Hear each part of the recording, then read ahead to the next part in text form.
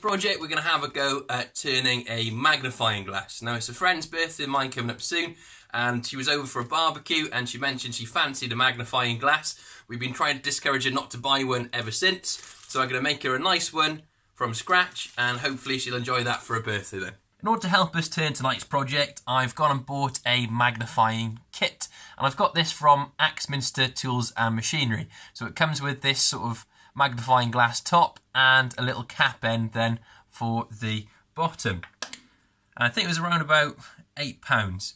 And we're going to be turning something called Norfolk Pine. This is a really unusual tree in terms of the grain pattern. It's like a grey-blue after it's been turned and finished well. And I'm not sure if that's a natural sort of grain pattern in the pine itself or if it's had water damage or something. But it looks quite beautiful, almost a bit like ceramics. So we're going to give it a go at turning the handle out of this. Now we're only going to be using 3 tools in this process. We're going to be using a roughing gouge to turn this into the round. We're going to be using a spindle gouge, and I've got a traditional grind on mine for the shaping of the handle. And last of all, we're going to be using a parting tool to create the tenant of the parts to hold into the chuck and also to turn down to get an interference fit into these holes. So the next step, we're going to be measuring the inside diameter of these little gaps. I've got electronic calipers to help me to do this, and this is measuring in at 12mm. And let's check the butt cap as well. Should be the same. Yeah, 12mm. So I'm just going to set that and set my outside calipers, so my turning calipers, to the same distance. And I know I can turn down then a little tenant that's going to give us an interference fit into these 2 holes. So I've just mounted this now between centres, and I'm going to be turning this now into the round using my roughing gouge. So I'm going to make sure I've got my face protection on. I've got a power respirator to protect my lungs and my face. I'll quickly turn this into the round.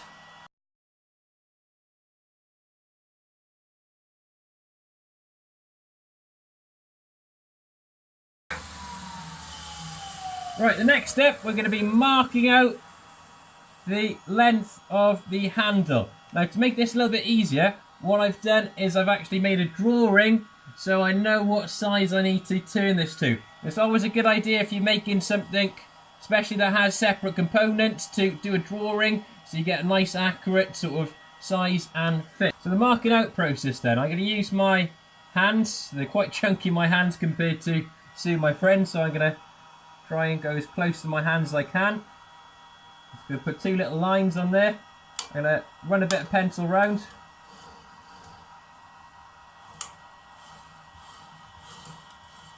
I know that's my profile of the handle shape. I think that's going to be long enough, yep. So I'm just going to shape that now into my handle shape using a spindle gouge.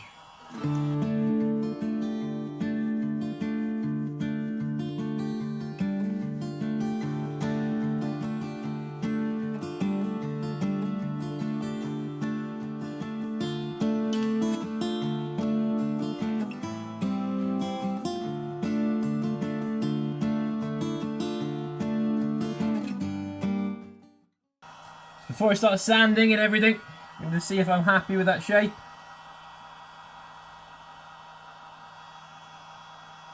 Yeah, happy with that.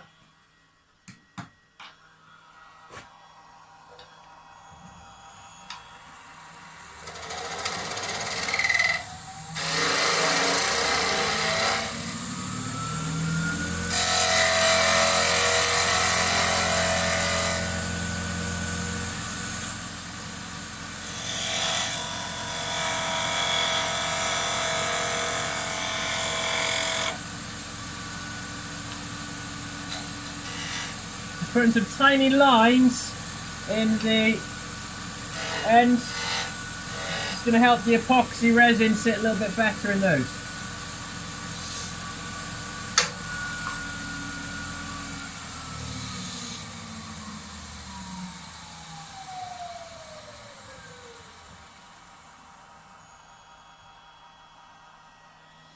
time for sanding. So with the sanding process then, we're going to start off with 240 grit sandpaper. Tend to sand underneath, just it's more comfortable for me. And I tend to find then with my dust extractor, it seems to suck it up, lines it up to suck it up well. What I'm going to do is sand in the direction of the grains between each grade, and that should help us get a nice silky smooth surface there without any scratches.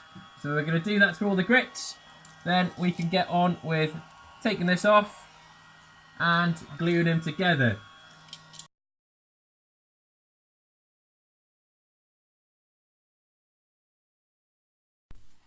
Right, so sanded up to 400 grit and it's down to the finishing process. I'm going to be putting a cellulose sanding sealer onto the handle and that will seal the grain and it'll help then any finish I put on top really stand out. So it's not absorbing into the grains of the wood. So I just tend to rub this on in the direction of the grain, then I'll turn the speed up nice and fast to allow the friction to burnish it into the grain.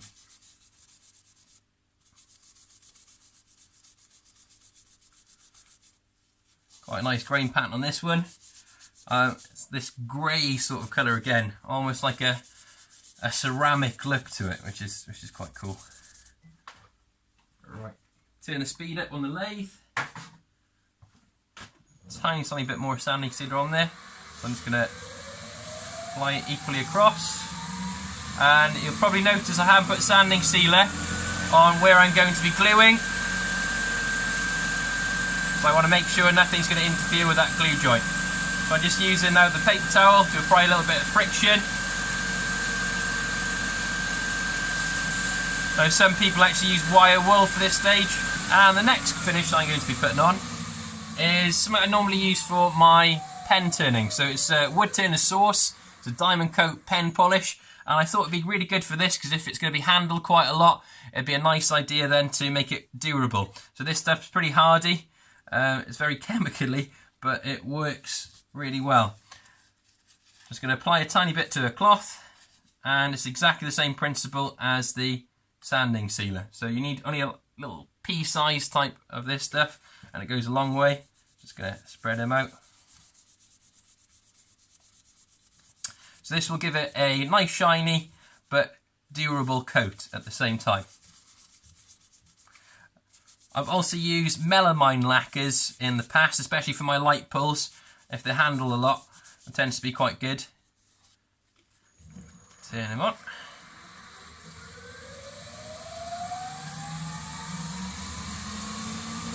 So I've got a nice smooth finish now, and that should be quite a durable finish.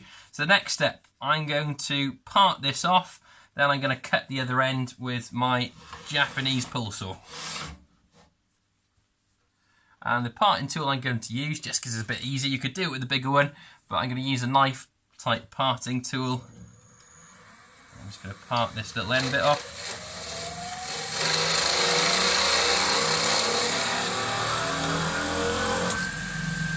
There we go. I'm just going to trim off the other ends and we'll be ready to glue it all together. All turned and sawed off the ends, and I've turned these down to be an interference fit. So what that means is push in and very difficult to get out in theory. So I'm going to put the cap end on. And all's left to do now is just use some epoxy resin to glue this all into place to make it nice and secure and hopefully long lasting. So to go along with this, I think what I'm going to do is make a dovetail presentation box with a bit of an inlay in the box itself to house this shape. So we're going to do that next, just to really make this nice and special for her birthday. So all the turning is done for tonight's project, bringing nice and close so you can see. And I quite like this Norfolk Pine. It's almost like a marble type effect, I guess. But just to go along with this, I've made a little presentation box. So I've got a foam insert there, so I can keep the magnifying glass nice and secure in there and stop it from getting scratched and such. The box itself is a dovetail box that I've all hand cut and use a chisel to make them. And it's two contrasting woods, so the darker wood Sapele and the lighter wood then is Ash.